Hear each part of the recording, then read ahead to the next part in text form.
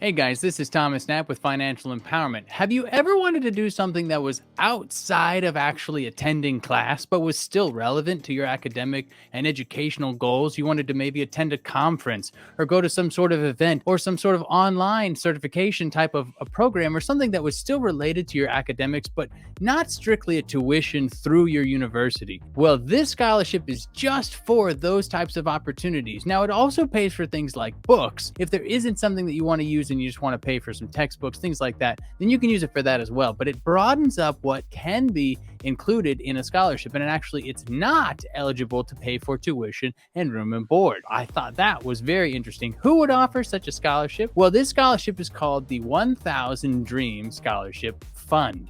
Moving along, this scholarship is the 1000 Dream Scholarship, providing a one-time educational assistance for currently enrolled high school or college-aged women throughout the United States. It says this can include assistance for needs including, but not exclusive to. So there are opportunities outside of this list, but they do say, again, educational conferences, instructional programs related to creative or artistic pursuits. So things outside the lines, outside of tuition, graduate exam application fees or textbooks. So all of those things are options. It does say that needs that are ongoing, utility bills, food costs, or related to medical care are not covered by this fund. And it says this scholarship is not to fund tuition. It's not to fund tuition. The intention is to provide access to educational opportunities beyond tuition. I think that is super cool that they want to give you guys the opportunity to look outside of just going to class every day while you're in school, really kind of broaden your horizon, opportunities to learn and get educated outside the classroom. So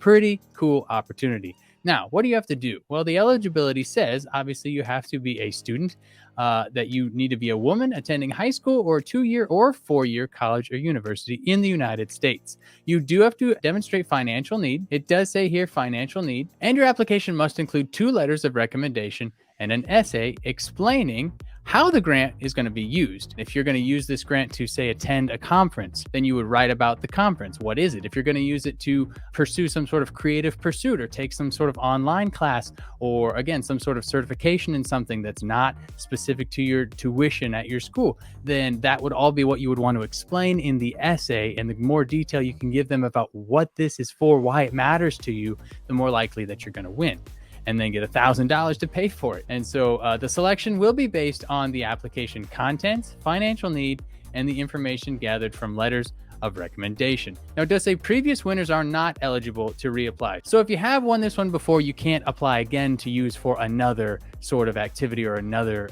certification or whatever. So you can only win this one time. So who is eligible? We already talked about this. You have to be a woman in high school or college. What do I need to do in order to apply? So you're going to fill out the application. You're going to submit the 2 letters of recommendation. You're going to complete the essay portion and demonstrate your financial need. Now, something specific about these letters of recommendation here, these are blind recommendations. So what does that mean? That means you're going to fill out your application, you're going to submit your forms, and you're going to give an email address for each of the people that will recommend you. The scholarship committee people, they're going to send an email to your people that are recommending you, and your recommenders are going to write letters and submit it directly back to the scholarship. You will be notified that the 2 letters of recommendation have been received, but you will never get to see the actual letter of recommendation. And that's what a blind recommendation is. So that's all that means when it gets to that later. And so what is the scholarship award and how can I use it? It will be up to $1,000 to fund your dream. It says, again, it references the educational conference, institutional programs, etc. We already talked about that. Ongoing needs like tuition, room, and board not covered by this fund.